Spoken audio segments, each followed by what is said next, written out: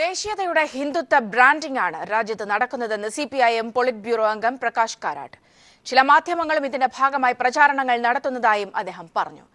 Kerala media academy സംഘടിപ്പിച്ച ചടങ്ങിൽ ദേശസ്നേഹവും മാധ്യമങ്ങളും എന്ന വിഷയത്തിൽ സംസാരിക്കുകയായിരുന്നു കാരാട്ട്. ദേശീയതയുടെ ഹിന്ദുത്വ ബ്രാൻഡിംഗ് ആണ് രാജ്യത്ത് നടക്കുന്നത്. ഈ കപട ദേശീയതയെ എതിർക്കാനും ചോദ്യം ചെയ്യാനും മാധ്യമങ്ങൾക്ക് സാധിക്കണമെന്ന് സിപിഐഎം പോളിറ്റ് ബ്യൂറോ അംഗം പ്രകാശ് കാരാട്ട് പറഞ്ഞു. National chauvinism and jingoism being propagated through some of the national media and the TV channels in particular. Jawaharlal Nehru സർവകലാശാലയിലെ സമരം, സർജിക്കൽ സ്ട്രൈക്ക് തുടങ്ങിയ സന്ദർഭങ്ങളിൽ വിഷയത്തിന്റെ 2 വശങ്ങൾ കാണാൻ പോലും പല മാധ്യമങ്ങളും തയ്യാറായില്ല. എന്നാൽ നോട്ട് അസാധുവാക്കലിലെ പ്രശ്നങ്ങൾക്കെതിരെ മാധ്യമങ്ങൾ മുന്നോട്ടു വന്നത് ശുഭസൂചകമാണെന്നും പ്രകാശ് കാരാട്ട് പറഞ്ഞു. തിരുവനന്തപുരത്ത് കേരള മീഡിയ അക്കാദമി സംഘടിപ്പിച്ച EMS അനുസ്മരണ പ്രഭാഷണ ചടങ്ങിൽ ദേശസ്നേഹവും മാധ്യമങ്ങളും എന്ന വിഷയത്തിൽ സംസാരിക്കുകയായിരുന്നു അദ്ദേഹം. Media academy chairman RS Babu അധ്യക്ഷത വഹിച്ച ചടങ്ങിൽ TN Seema, Prabhavarma, EM Radha, PRD director doctor K Ambadi തുടങ്ങിയവരും പങ്കെടുത്തു. News bureau, Thiruvananthapuram. സിപിഐഎം കേന്ദ്ര കമ്മിറ്റി യോഗം 2ാം ദിവസം തിരുവനന്തപുരത്ത് അല്പസമയത്തിനകം ആരംഭിക്കും. ദേശീയ രാഷ്ട്രീയ സാഹചര്യവും നിയമസഭാ തെരഞ്ഞെടുപ്പും യോഗം ചർച്ച ചെയ്യും. വൈകിട്ട് വൻ ബഹുജന റാലിയും പൊതുസമ്മേളനവും നടക്കും. വിവരങ്ങളുമായി ഷീജ ചേരുന്നുണ്ട്. ഷീജ, എങ്ങനെയായിരിക്കും ഇന്നത്തെ ചർച്ചകൾ നടക്കുക? മറ്റു വിവരങ്ങൾ. സൗമ്യ, സിപിഐഎമ്മിന്റെ കേന്ദ്ര കമ്മിറ്റി യോഗം ഇന്നിപ്പോൾ 2ാം ദിനത്തിലേക്ക് കടക്കുകയാണ്. ആദ്യ ദിനത്തിൽ പ്രധാനമായും രാഷ്ട്രീയ റിപ്പോർട്ട് അവതരിപ്പിക്കുകയായിരുന്നു. രാഷ്ട്രീയ റിപ്പോർട്ടിന്മേലുള്ള ചർച്ച കഴിഞ്ഞ ദിവസം തന്നെ പൂർത്തിയാക്കി. അതിനുള്ള മറുപടി ആയിരിക്കും സിപിഐഎമ്മിന്റെ ജനറൽ സെക്രട്ടറി സീതാറാം യെച്ചൂരി അതിനുള്ള മറുപടി ഇന്ന് കേന്ദ്ര കമ്മിറ്റി യോഗം ആരംഭിക്കുമ്പോൾ നൽകുന്നതായിരിക്കും. അതിനുശേഷമായിരിക്കും തുടർ ചർച്ചകൾ നടക്കുക. മറ്റു വിഷയങ്ങൾ പ്രധാനമായും ആദ്യ ദിവസം ചർച്ച ചെയ്തത് 5 സംസ്ഥാനങ്ങളിലെ തെരഞ്ഞെടുപ്പ് തന്നെയായിരുന്നു. ഈ 5 സംസ്ഥാനങ്ങളിലും പ്രത്യേകിച്ചും UP ഉൾപ്പെടെയുള്ള സംസ്ഥാനങ്ങളിൽ ഏത് രീതിയിലുള്ള നിലപാടുകൾ സ്വീകരിക്കണം എന്നത് സംബന്ധിച്ച് വിശദമായ ചർച്ച തന്നെ നടക്കുകയുണ്ടായി. കോൺഗ്രസുമായുള്ളൊരു സഖ്യം വേണ്ട എന്നൊരു പൊതു നിലപാടിൽ തന്നെയാണ് ചർച്ചകൾ എത്തിച്ചേർന്നത് എന്ന് തന്നെയാണ് നമുക്ക് മനസ്സിലാക്കാൻ സാധിക്കുന്നത്. അതോടൊപ്പം തന്നെ ആദ്യ ദിവസത്തെ ഈ ചർച്ചയ്ക്ക് ശേഷം ഈ നോട്ട് പ്രതിസന്ധിയുമായി ബന്ധപ്പെട്ട വിഷയം, അതിൽ ഏത് രീതിയിൽ തുടർ സമരങ്ങൾ നടത്തണം എന്നത് സംബന്ധിച്ചുള്ള കാര്യങ്ങൾ ഇന്ന് ചർച്ചയാകുന്നതായിരിക്കും. അതിനോടൊപ്പം തന്നെയാണ് ഭക്ഷ്യഭദ്രതാ നിയമം സംബന്ധിച്ചുള്ള വിഷയങ്ങളും, കൂടാതെ പെട്രോൾ ഡീസൽ വിലവർദ്ധനവിനെതിരെയുള്ള പ്രതിഷേധങ്ങൾ, ഇതെല്ലാം ഏത് രീതിയിൽ മുന്നോട്ട് കൊണ്ടുപോകണം എന്നതിന് പാർട്ടി ഒരു അന്തിമ രൂപം നൽകുന്നതായിരിക്കും. ഇന്ന് ഉച്ചവരെ മാത്രമായിരിക്കും കേന്ദ്ര കമ്മിറ്റി യോഗം നടക്കുക. കാരണം അതിനുശേഷം വൈകിട്ട് 5 മണിയോടുകൂടി ഉത്തരഖണ്ഡം മൈതാനത്ത് പൊതുസമ്മേളനം നടക്കുന്നതായിരിക്കും. പൊതുസമ്മേളനത്തിൽ PP അംഗങ്ങൾ എല്ലാവരും തന്നെ സംസാരിക്കുന്നതായിരിക്കും. ഈ രീതിയിൽ പൊതുസമ്മേളനത്തിന് മുന്നോടിയായി ബഹുജന റാലി നടക്കും. ബഹുജന റാലി പ്രധാനമായും ഒരു കേന്ദ്രീകരിച്ചുള്ള ഒരു റാലി ഒഴിവാക്കിയിട്ടുണ്ട്. പ്രത്യേകിച്ചും ഗതാഗതത്തെ ബാധിക്കും എന്നുള്ളത് കൊണ്ട് തന്നെ ജനങ്ങൾക്ക് ബുദ്ധിമുട്ടില്ലാത്ത രീതിയിൽ തന്നെയാണ് ഈ റാലി ക്രമീകരിച്ചിട്ടുള്ളത്. പല ഭാഗങ്ങളിൽ നിന്നും പല ഏരിയകളിൽ നിന്നും എത്തുന്ന പ്രതിനിധികൾക്ക് ഈ പൊതുസമ്മേളനം നടക്കുന്ന മൈതാനത്തിന്റെ തൊട്ടടുത്തായി മാത്രമാണ് റാലി ഒരുക്കിയിട്ടുള്ളത്. മറ്റു രീതിയിൽ ഗതാഗതത്തെ ബാധിക്കാത്ത തരത്തിലുള്ളൊരു പൊതുസമ്മേളനം ഒരുക്കുക എന്നുള്ളത് തന്നെയായിരുന്നു പ്രധാന ഒരു തീരുമാനവും. അതിൻ പ്രകാരമാണ് ഈ രീതിയിൽ നടത്തുന്നത്. ഏതായാലും നാളെയോടുകൂടിയാണ് 3 ദിവസമായി ചേരുന്ന കേന്ദ്ര കമ്മിറ്റി യോഗത്തിന് സമാപനമാകുക. ഏതായാലും രാഷ്ട്രീയ ദേശീയ വിഷയങ്ങളിൽ ഒരു നിർണായകമായ തീരുമാനങ്ങൾ തന്നെയാകും ഈ കേന്ദ്ര കമ്മിറ്റി യോഗത്തിൽ ഉണ്ടാവുക. ഷീജയാണ് വിവരങ്ങൾ നൽകിയത്. BJP ദേശീയ നിർവാഹക സമിതി യോഗം ഇന്ന് സമാപിക്കും. നോട്ട് നിരോധനവും സർജിക്കൽ സ്ട്രൈക്കും പ്രചാരണ വിഷയങ്ങളാക്കാൻ യോഗത്തിൽ തീരുമാനിച്ചു. അതേസമയം മോദി സർക്കാർ നടത്തുന്നത് 10,000 വർഷത്തിനിടയിലെ ഏറ്റവും മോശം ഭരണമെന്ന് ശിവസേന വിമർശനമുന്നയിച്ചു. നോട്ട് നിരോധനത്തിനെതിരെ സുബ്രഹ്മണ്യ സ്വാമി ഉൾപ്പെടെ ചില BJP നേതാക്കൾ പരസ്യമായി രംഗത്തെത്തിയിരുന്നു. നോട്ട് അസാധുവാക്കിയ നടപടി മോഡിയുടെ ഏകപക്ഷീയമായ തീരുമാനമായിരുന്നു എന്ന വിമർശനം മറികടക്കാനാണ് തീരുമാനത്തെ പൂർണ്ണമായും പിന്തുണയ്ക്കുന്ന പ്രമേയം നിർവാഹക സമിതി യോഗത്തിൽ പാസാക്കുന്നത്. മോഡി സർക്കാരിന്റെ സാമ്പത്തിക പരിഷ്കരണ നയങ്ങൾ പൂർണ്ണമായും ശരിയാണെന്ന് സാമ്പത്തിക പ്രമേയം ചൂണ്ടിക്കാട്ടുന്നു. അതിർത്തി കടന്ന് സൈന്യം നടത്തിയ സർജിക്കൽ സ്ട്രൈക്ക് പ്രധാനമന്ത്രിയുടെ തൊപ്പിയിലെ പൊൻതൂവലാണെന്ന് നിർവാഹക സമിതി യോഗം അംഗീകരിച്ച രാഷ്ട്രീയ പ്രമേയത്തിൽ എടുത്തു പറയുന്നുണ്ട്. ജനവിരുദ്ധവും ജനാധിപത്യ വിരുദ്ധവുമായ നടപടികളാണ് പ്രതിപക്ഷം തുടരുന്നതെന്ന് രാഷ്ട്രീയ പ്രമേയം കുറ്റപ്പെടുത്തുന്നു. ഉത്തർപ്രദേശ് ഉൾപ്പെടെ 5 സംസ്ഥാനങ്ങളിലേക്ക് നടക്കുന്ന നിയമസഭാ തിരഞ്ഞെടുപ്പ് തന്ത്രങ്ങൾക്ക് നിർവാഹക സമിതി യോഗം രൂപം നൽകും. മുഖ്യമന്ത്രി സ്ഥാനാർത്ഥിയെ പ്രഖ്യാപിക്കാതെ മോഡിയെ വച്ച് തിരഞ്ഞെടുപ്പിനെ നേരിടാമെന്ന് നേരത്തെ ധാരണയായിരുന്നു.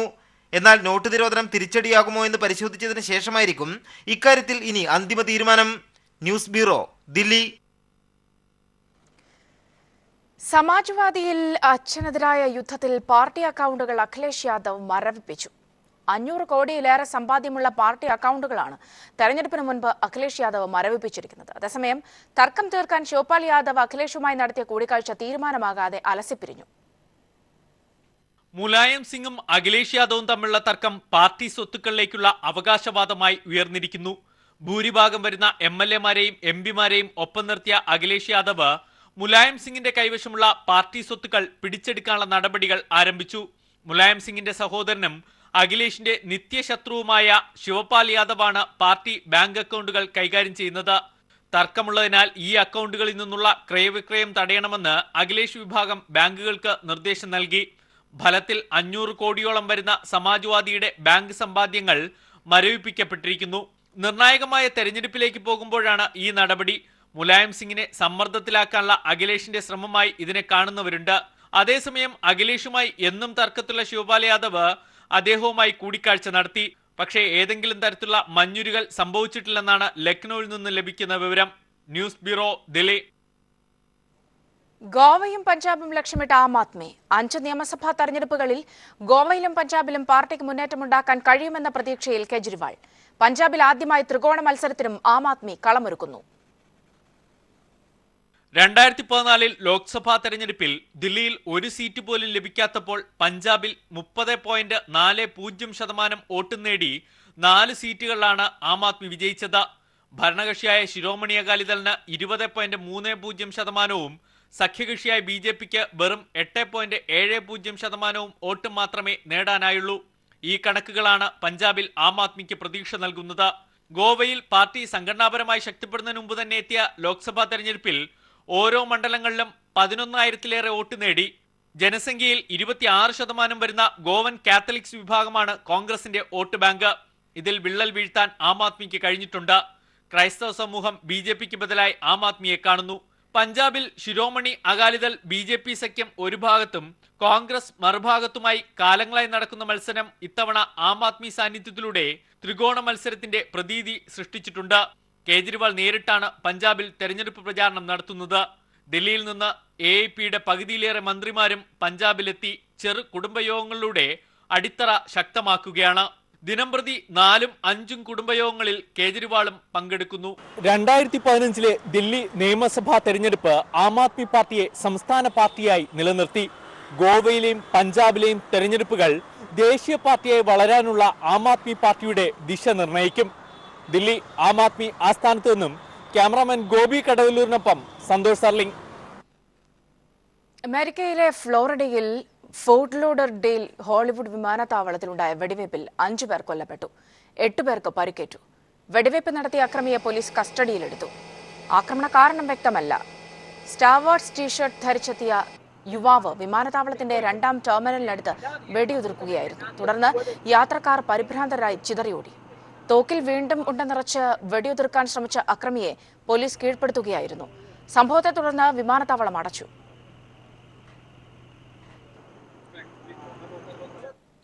ബന്ധുനിയമന വിവാദത്തിൽ EP ജയരാജനെ 1ാം പ്രതിയാക്കി വിജിലൻസ് FIR. സുധീർ നമ്പ്യാർ 2ാം പ്രതിയും വ്യവസായ വകുപ്പ് പ്രിൻസിപ്പൽ സെക്രട്ടറി പോൾ ആന്റണി 3ാം പ്രതിയുമാണ്. മുൻ വ്യവസായ വകുപ്പ് മന്ത്രി EP ജയരാജനെതിരെയുള്ള ബന്ധുനിയമന വിവാദ കേസിലാണ് വിജിലൻസ് ത്വരിതാന്വേഷണ റിപ്പോർട്ട് വിജിലൻസ് കോടതിയിൽ സമർപ്പിച്ചത്. വിജിലൻസ് കോടതിയിൽ നൽകിയ FIR പ്രകാരം കേസിൽ EP ജയരാജനാണ് 1ാം പ്രതി. CPM കേന്ദ്ര കമ്മിറ്റി അംഗവും മുൻ മന്ത്രിയുമായ PK ശ്രീമതിയുടെ മകൻ സുധീർ നമ്പ്യാർ 2ാം പ്രതിയും വ്യവസായ വകുപ്പ് പ്രിൻസിപ്പൽ സെക്രട്ടറി പോൾ ആന്റണി 3ാം പ്രതിയുമാണ്. അഴിമതി നിരോധന നിയമത്തിന്റെ വിവിധ വകുപ്പുകൾ പ്രകാരമാണ് FIR ഇട്ടിരിക്കുന്നത്. കേസിൽ വിശദമായ അന്വേഷണം നടത്തേണ്ടതുണ്ടെന്നും വിജിലൻസ് അന്വേഷണ ഉദ്യോഗസ്ഥൻ ജയകുമാർ സമർപ്പിച്ച ത്വരിതാന്വേഷണ റിപ്പോർട്ടിൽ ആവശ്യപ്പെടുന്നു. പൊതുമേഖലാ സ്ഥാപനങ്ങളിലേക്കുള്ള മാനേജിംഗ് ഡയറക്ടർമാരുടെ നിയമനം നടത്തുന്ന റിയാബിന്റെ മാനദണ്ഡം പാലിക്കാതെയാണ് സുധീർ നമ്പ്യാരെ നിയമിച്ചതെന്ന് റിപ്പോർട്ടിൽ വ്യക്തമാക്കുന്നു. പലരുടെയും ഇടപെടൽ വന്ന നിയമനമായതിനാലാണ് വിശദമായ അന്വേഷണം ആവശ്യപ്പെടുന്നതെന്നും SP റിപ്പോർട്ടിൽ സൂചിപ്പിച്ചിട്ടുണ്ട്. കേസിൽ ത്വരിതാന്വേഷണ റിപ്പോർട്ട് അടിയന്തരമായി സമർപ്പിക്കണമെന്ന് കോടതി നേരത്തെ നിർദ്ദേശം നൽകിയിരുന്നു. വിജിലൻസ് കോടതിയിൽ സമർപ്പിച്ച ത്വരിതാന്വേഷണ റിപ്പോർട്ട് നാളെ കോടതി പരിഗണിക്കും. News bureau, Thiruvananthapuram. KPCC നേതൃത്വത്തിനും പ്രതിപക്ഷത്തിനുമെതിരെ കടുത്ത വിമർശനം ഉന്നയിച്ച കെ മുരളീധരൻ ഉമ്മൻചാണ്ടി പക്ഷത്തേക്ക് കൂടുതൽ അടുക്കുന്നു.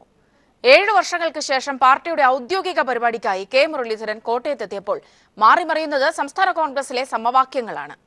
KPCC പ്രസിഡന്റ് VM സുധീരനെയും പ്രതിപക്ഷ നേതാവ് രമേശ് ചെന്നിത്തലയെയും കൂടുതൽ ദുർബലമാക്കാനുള്ള നീക്കത്തിന്റെ പിന്തുണ കൂടിയാണ് കോട്ടയത്തെത്തി മുരളീധരൻ നേടിയത്. ഫലത്തിൽ വിശാല ഐ ഗ്രൂപ്പിന്റെ ഭാഗമാണെങ്കിലും നേതൃനിരയിൽ പങ്കില്ലാത്ത കെ മുരളീധരന്റെ ലക്ഷ്യം സുധീരനെയും രമേശ് ചെന്നിത്തലയും ദുർബലനാക്കി പാർട്ടിയിൽ പിടിമുറുക്കലാണ്. പഴയ ഐ ഗ്രൂപ്പിന്റെ വികാരം കൊണ്ടു നടക്കുന്ന സാധാരണക്കാർക്കിടയിൽ പോലും കെ കരുണാകരന്റെ മകനായ കെ മുരളീധരന് ഇപ്പോഴും സ്വാധീനമുണ്ട്. മന്നം ജയന്തി ദിനത്തിൽ രമേശ് ചെന്നിത്തല പതിവ് തെറ്റിച്ച് സാന്നിധ്യം അറിയിച്ചു മടങ്ങിയപ്പോൾ NSSുമായി അടുത്ത ബന്ധം പുലർത്തുന്ന കെ മുരളീധരൻ മുഴുവൻ സമയവും പെരുന്നയിൽ തങ്ങി. മതസാമുദായിക സമവാക്യങ്ങൾ ഗതിവിഗതികൾ നിർണ്ണയിക്കുന്ന കോൺഗ്രസ് രാഷ്ട്രീയത്തിൽ കെ മുരളീധരന് ഇനി വേണ്ടത് ക്രിസ്ത്യൻ നേതാക്കൾക്ക് വ്യക്തമായ മേധാവിത്വമുള്ള എ ഗ്രൂപ്പിന്റെ പിന്തുണയാണ്. മറുഭാഗത്ത് DCC പുനഃസംഘടനയിൽ തന്നെ അകറ്റി നിർത്തിയ സുധീരൻ ചെന്നിത്തല കൂട്ടുകെട്ട് തകർത്തില്ലെങ്കിൽ എ ഗ്രൂപ്പ് നാമാവശേഷമാകുമെന്ന് ഉമ്മൻചാണ്ടിയും വിശ്വസിക്കുന്നു. അതിനിടയിലാണ് കേരളത്തിലെ കോൺഗ്രസിന് ഉമ്മൻചാണ്ടിയെ കൂടാതെ മുന്നോട്ടു പോകാനാകില്ലെന്ന കെ മുരളീധരന്റെ പ്രസ്താവന സുധീരനെയും ചെന്നിത്തലയും ഒരുപോലെ പരിക്കേൽപ്പിച്ചത്. കോൺഗ്രസ് രാഷ്ട്രീയത്തിൽ ഘടകകക്ഷിയായ മുസ്ലിം ലീഗും മുരളിയെ പിന്തുണച്ചതോടെ ഉമ്മൻചാണ്ടി പക്ഷം കൂടുതൽ ആവേശത്തിലായി. പോസ്റ്റ് ഓഫീസ് പിക്കറ്റിംഗിന് കോട്ടയത്തെത്തിയ കെ മുരളീധരനെ ഉമ്മൻചാണ്ടി വിശ്വസ്തനായ KC ജോസഫ് മാലയിട്ട് സ്വീകരിച്ചത് ഈ ആവേശത്തിന്റെ തുടർച്ചയാണ്. അതേസമയം KPCC നേതൃത്വമാണ് പരിപാടി ഉദ്ഘാടനം ചെയ്യാൻ കെ മുരളീധരനെ ചുമതലപ്പെടുത്തിയതെന്നാണ് കോൺഗ്രസ് നേതാക്കളുടെ വാദം. AK ആന്റണിക്കെതിരെ വയലാർ രവിയെ രംഗത്തിറക്കി കെ കരുണാകരൻ പയറ്റിയ പഴയ തന്ത്രത്തിന്റെ പുതിയ രൂപത്തിനാണ് ഉമ്മൻചാണ്ടി രൂപം കൊടുത്തിട്ടുള്ളത്.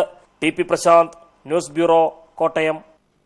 GCDA ചെയർമാന്റെ ഔദ്യോഗിക വസതിയിൽ നിന്നും സാധനങ്ങൾ മോഷണം പോയ സംഭവത്തിൽ പോലീസ് കേസെടുത്തു. കടവന്ത്ര പോലീസാണ് മോഷണത്തിന് കേസെടുത്തത്. പരാതിക്കാരനായ GCDA സെക്രട്ടറിയിൽ നിന്നും പോലീസ് ഉടൻ മൊഴിയെടുക്കും. GCDAയുടെ ചെയർമാനായി CN മോഹനൻ ചുമതലയേറ്റ ശേഷം ഉദ്യോഗസ്ഥരുമൊത്ത് ഔദ്യോഗിക വസതി സന്ദർശിക്കാനെത്തിയപ്പോഴാണ് സാധനങ്ങൾ മോഷണം പോയ വിവരമറിഞ്ഞത്. 3 AC, 3 സീലിംഗ് ഫാൻ, വീട്ടുപകരണങ്ങൾ, ഗ്യാസ് സിലിണ്ടർ, സോഫ സെറ്റ്, കസേര ഉൾപ്പെടെയുള്ള സാധനങ്ങളാണ് കാണാതായത്. ചെയർമാൻ ഹൗസിൽ വിശദമായ പരിശോധന നടത്തിയ ശേഷം 1.51 ലക്ഷം രൂപയുടെ സാധനങ്ങൾ പോയതായുള്ള കണക്ക് തയ്യാറാക്കുകയും ചെയ്തു. സംഭവവുമായി ബന്ധപ്പെട്ട് ഈ തുക അടയ്ക്കാൻ GCDA മുൻ ചെയർമാൻ N വേണുഗോപാലിന് GCDA നോട്ടീസ് നൽകിയിട്ടുണ്ട്. 15 ദിവസത്തിനുള്ളിൽ തുക അടയ്ക്കണമെന്നാണ് നിർദ്ദേശം. ഇതോടൊപ്പമാണ് കടവന്ത്ര പോലീസിൽ പരാതി നൽകിയത്. പരാതി സ്വീകരിച്ച പോലീസ് മോഷണത്തിന് കേസ് രജിസ്റ്റർ ചെയ്തു. അടുത്ത ദിവസം തന്നെ പരാതിക്കാരനായ സെക്രട്ടറിയിൽ നിന്ന് പോലീസ് മൊഴിയെടുക്കും. News bureau, Kochi. കഴിഞ്ഞ ദിവസം കായംകുളത്ത് ചേർന്ന ജനതാദൾ യു സംസ്ഥാന കമ്മിറ്റി യോഗത്തിൽ കോൺഗ്രസിനെതിരെ രൂക്ഷ വിമർശനം. വീരേന്ദ്രകുമാറിന്റെ അസാന്നിധ്യത്തിൽ നടന്ന യോഗത്തിൽ UDF വിട്ടുപോകണമെന്ന ആവശ്യവും ഉയർന്നു. കോൺഗ്രസിലെ തമ്മിലടിയും ഘടകകക്ഷികൾ തമ്മിലുള്ള വാക്കുതർക്കങ്ങളുമാണ് പ്രധാന കാരണം. കഴിഞ്ഞ ദിവസം കായംകുളത്ത് നടന്ന ജനതാദൾ യു സംസ്ഥാന കമ്മിറ്റി യോഗത്തിലാണ് കോൺഗ്രസിനെതിരെ രൂക്ഷ വിമർശനം ഉയർന്നത്. കേരളത്തിലെ ജനങ്ങളെ ബാധിക്കുന്ന ഒട്ടനവധി പ്രശ്നങ്ങളുണ്ടായിട്ടും പ്രതിപക്ഷമെന്ന നിലയിൽ UDFന് ഒറ്റക്കെട്ടായി ഒന്നും ചെയ്യാൻ കഴിയുന്നില്ലെന്ന് ജനതാദൾ യു സംസ്ഥാന കമ്മിറ്റിയിൽ രൂക്ഷമായ വിമർശനമാണ് ഉയർന്നത്. UDFന് നേതൃത്വം നൽകുന്ന കോൺഗ്രസിലെ തമ്മിലടിയാണ് ഇതിന് പ്രധാന കാരണമെന്ന് നേതാക്കൾ പറയുന്നു. നേരത്തെ ലീഗ് ഉൾപ്പെടെയുള്ള ഘടകകക്ഷികളും ഇതേ ആക്ഷേപം കോൺഗ്രസിനെതിരെ ഉന്നയിച്ചിരുന്നു. ഈ സാഹചര്യത്തിലാണ് ജനതാദൾ യുവും കോൺഗ്രസിനെതിരെ പരസ്യ വിമർശനവുമായി ഇപ്പോൾ രംഗത്ത് വന്നിരിക്കുന്നത്. ഷേഖ് പി ഹാരിസ്, സംസ്ഥാന ജനറൽ സെക്രട്ടറി. അടിക്കടി കോൺഗ്രസിലുണ്ടാകുന്ന കോൺഗ്രസിൻ്റെ ഉൾപോര് പ്രശ്നങ്ങളാണ്, ആഭ്യന്തര പ്രശ്നങ്ങളാണ്. കോൺഗ്രസ് ആണല്ലോ ഈ മുന്നണിക്ക് നേതൃത്വം നൽകുന്ന വലിയ പാർട്ടി. UDFിലെ ഘടകകക്ഷി എന്ന നിലയിൽ വീരേന്ദ്രകുമാറിന് നൽകിയ രാജ്യസഭാ സീറ്റാണ് പാർട്ടിയെ ഇപ്പോഴും UDFിനുള്ളിൽ തളച്ചിട്ടിരിക്കുന്നതെന്നും നേതാക്കൾ പറയുന്നു. ഭാവിയിൽ അനുകൂലമായ രാഷ്ട്രീയ സാഹചര്യം ഉണ്ടാകുമ്പോൾ സ്ഥാനമാനങ്ങൾ വലിച്ചെറിഞ്ഞ് UDF വിടണമെന്നാണ് സംസ്ഥാന കമ്മിറ്റി യോഗത്തിൽ ഭൂരിഭാഗം അംഗങ്ങളും അഭിപ്രായപ്പെട്ടത്. വീരേന്ദ്രകുമാർ യോഗത്തിൽ പങ്കെടുത്തിരുന്നില്ല. നോട്ട് വിഷയത്തിൽ പോലും UDFന് ഒറ്റക്കെട്ടായി പ്രതിഷേധം നടത്താൻ പോലും സാധിച്ചിട്ടില്ല എന്നുള്ളത് ദയനീയമാണെന്നും ഇവർ ചൂണ്ടിക്കാട്ടുന്നു. ഇത് UDFന്റെ കെട്ടുറപ്പിനെ ദോഷകരമായി ബാധിക്കുമെന്നും ഇവർ ചൂണ്ടിക്കാട്ടുന്നു. Shajahan, news bureau, Alappuzha. CPIM Idukki ജില്ലാ സെക്രട്ടേറിയറ്റ് അംഗവും തോട്ടം തൊഴിലാളി നേതാവുമായ PA രാജു അന്തരിച്ചു. ഏതാനും മാസങ്ങളായി അർബുദബാധയെ തുടർന്ന് ചികിത്സയിലായിരുന്നു. ഇന്നലെ രാത്രി 9:15 കുമളി സെന്റ് അഗസ്റ്റിൻ ആശുപത്രിയിലായിരുന്നു അന്ത്യം. സംസ്കാരം ഇന്ന് നടക്കും. തോട്ടം മേഖലയിൽ പാർട്ടിയെ ശക്തിപ്പെടുത്തുന്നതിൽ ജില്ലയിൽ നിർണായക പങ്ക് വഹിച്ച വ്യക്തിയാണ്. തുടർച്ചയായി 5 തവണ CPIM പീരുമേട് ഏരിയ സെക്രട്ടറിയായും 16 വർഷം തോട്ടം യൂണിയൻ സെക്രട്ടറിയായും മറ്റ് സംഘടനാ ഭാരവാഹിയായും സേവനമനുഷ്ഠിച്ചിട്ടുണ്ട്. 90 മുതൽ 94 വരെ ദേശാഭിമാനിയുടെ ഏരിയ ലേഖകനായും പ്രവർത്തിച്ചു. സംസ്കാരം ഇന്ന് നടക്കും. സൗദി അറേബ്യയിൽ വീട്ടുജോലിക്കായി പോകുന്നവർ ക്രൂരപീഡനങ്ങൾക്കിരയാകുന്നതായി രക്ഷപ്പെട്ട് മടങ്ങിയെത്തിയ വീട്ടമ്മമാർ. വിവരിക്കാനാവാത്ത ദുരിതകഥകളുമായി ഏതാനും വീട്ടമ്മമാർ കൊച്ചിയിൽ വാർത്താസമ്മേളനം നടത്തി. മലയാളികൾ ഉൾപ്പെടെയുള്ള ഏജന്റുമാർ പീഡനത്തിന് കൂട്ടുനിൽക്കുന്നതായും ഇവർ പറഞ്ഞു. എനിക്ക് പറയാൻ വാക്കുകളില്ല. ഒരിക്കലും ഒരു വീട്ടിൽ നമ്മൾ ഇന്ത്യയിൽ പോകുന്നവർക്ക് ഇങ്ങനെ ഇതിലും ദുരിതമായിട്ട് കിടക്കുന്നവരവിടെ രക്ഷിക്കാൻ ആരും ചെല്ലത്തില്ല. എന്നാന്ന് വെച്ചാൽ ഇതിന്റെ അമ്മമാരുടെ പേര് നിങ്ങൾ ഇതെടുക്കണം, കേസ് എടുക്കണം. എനിക്ക് അത്ര ഉള്ളൂ പറയാൻ. എന്റെ ശരീരം കെട്ടിയത് എന്റെ കുഞ്ഞുങ്ങളെ നാട്ടുകാരെ പ്രാർത്ഥന കൊണ്ടാ ജീവൻ തിരിച്ചു കെട്ടിയത്. പ്രവാസി ക്ഷേമരംഗത്ത് പ്രവർത്തിക്കുന്ന CIMS കേരള എന്ന സംഘടനയുടെ ഭാരവാഹികൾക്കൊപ്പമാണ് കബളിപ്പിക്കപ്പെട്ട സ്ത്രീകൾ കൊച്ചിയിൽ വാർത്താസമ്മേളനം നടത്തിയത്. പലവിധ പീഡനങ്ങൾക്ക് തങ്ങൾ ഇരയായതായി അവർ പറഞ്ഞു. 15 വലിയ ആൾക്കാരും അവരുടെ മക്കളും പിന്നെ അവരുടെ ഭാര്യമാരും ഒക്കെയുള്ള വീട്ടിലാണ് ഞാൻ പണിയെടുക്കേണ്ടി വന്നത്. അതിന്റെ പുറമെ വേറെ 3 വീട്ടിലും കൂടെ കൊണ്ടുപോയി ചെയ്യിപ്പിക്കായിരുന്നു. എന്നിട്ട് 2.5 ലക്ഷം രൂപ കൊടുക്കണം, എന്നാൽ മാത്രമേ തിരിച്ചു കൊണ്ടുവരുള്ളൂ എന്ന് പറഞ്ഞു. ഏജന്റുമാരുടെ വാക്കും വാഗ്ദാനവും വിശ്വസിച്ച് എമിഗ്രേഷൻ ക്ലിയറൻസ് ഇല്ലാതെയാണ് പലരും വിദേശത്തേക്ക് കടന്നത്. കേരളത്തിലെ വിമാനത്താവളങ്ങൾ ഒഴിവാക്കി ചെന്നൈ, മുംബൈ തുടങ്ങിയ വിമാനത്താവളങ്ങളാണ് മനുഷ്യക്കടത്തിന് ഏജന്റുമാർ ഉപയോഗിച്ചത്.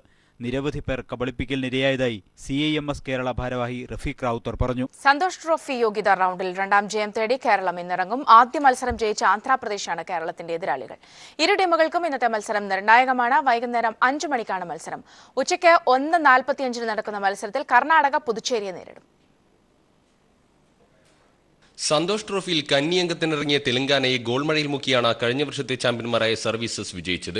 അർജുൻ ടുഡുവും പകരക്കാരനായി ഇറങ്ങിയ മൻദീപ് സിംഗും ഇരട്ട ഗോളുകൾ നേടി. ആദ്യ പകുതിയുടെ ഇഞ്ചുറി ടൈമിൽ ജയിനിലൂടെയാണ് സർവീസസ് ഗോൾ വേട്ടയ്ക്ക് തുടക്കം കുറിച്ചത്. ബോബി ചന്ദിന്റെ shot Telangana goalkeeper Sreekumar തടഞ്ഞെങ്കിലും ജെയിൻ ബോൾ വലയിലെത്തിച്ചു. 2ാം പകുതിയിൽ തെലങ്കാന ഗോൾമുഖത്തേക്ക് ഇരച്ചു കയറിയ സർവീസസ് 6 ഗോളുകൾ കൂടി കണ്ടെത്തി. 47-ാം മിനിറ്റിൽ ഇർഷാദും 62-ാം മിനിറ്റിൽ അർജുൻ ടുഡുവും 86-ാം മിനിറ്റിൽ മൻദീപ് സിംഗും തെലങ്കാന പ്രതിരോധം ഭേദിച്ചു. 90-ാം മിനിറ്റിൽ ബ്രിട്ടോയുടെ ഷോട്ട് പ്രതിരോധിക്കാനുള്ള തെലങ്കാന താരങ്ങളുടെ ശ്രമത്തിനിടെയാണ് 5ാം ഗോൾ പിറന്നത്. 2ാം പകുതിയിലെ ഇഞ്ചുറി ടൈമിൽ ഓരോ ഗോൾ വീതം നേടിയാണ് ടുഡുവും മൻദീപ് സിംഗും ഇരട്ട നേട്ടം ആഘോഷിച്ചത്. മലയാളി ഗോൾ കീപ്പർ ശ്രീകുമാറിന്റെ ബാറിന് കീഴിലെ മികച്ച പ്രകടനം മാത്രമാണ് തെലങ്കാനയുടെ പോരാട്ടമായി എടുത്തു പറയാനുള്ളത്. തമിഴ്നാടിനെതിരെ അരങ്ങേറ്റ മത്സരത്തിനിറങ്ങിയ ലക്ഷദ്വീപ് പൊരുതി കളിച്ചു. 2 ഗോളുകൾക്ക് പരാജയപ്പെട്ടെങ്കിലും ഇടയ്ക്കിടെ ലക്ഷദ്വീപിന്റെ ആക്രമണങ്ങളിൽ തമിഴ്നാടിന്റെ കോട്ട കുടുങ്ങി. 2ാം പകുതിയിൽ ആക്രമിച്ചു കളിച്ച ലക്ഷദ്വീപിനെ തളക്കാൻ പരുക്കനടവുകൾ പുറത്തെടുത്ത തമിഴ്നാട് താരങ്ങൾ 3 മഞ്ഞക്കാർഡുകൾ ചോദിച്ചു വാങ്ങി. 9-ാം മിനിറ്റിൽ ഷിനുവും അവസാന വിസിലിന് തൊട്ടുമുമ്പ് അജിത് കുമാറുമാണ് തമിഴ്നാടിന് വേണ്ടി ഗോളുകൾ നേടിയത്. ദൃശ്യങ്ങൾ പകർത്തിയ ഇക്ബാൽ വട്ടംകുളം, ജിബേഷ് എന്നിവരോടൊപ്പം സിജു കണ്ണൻ.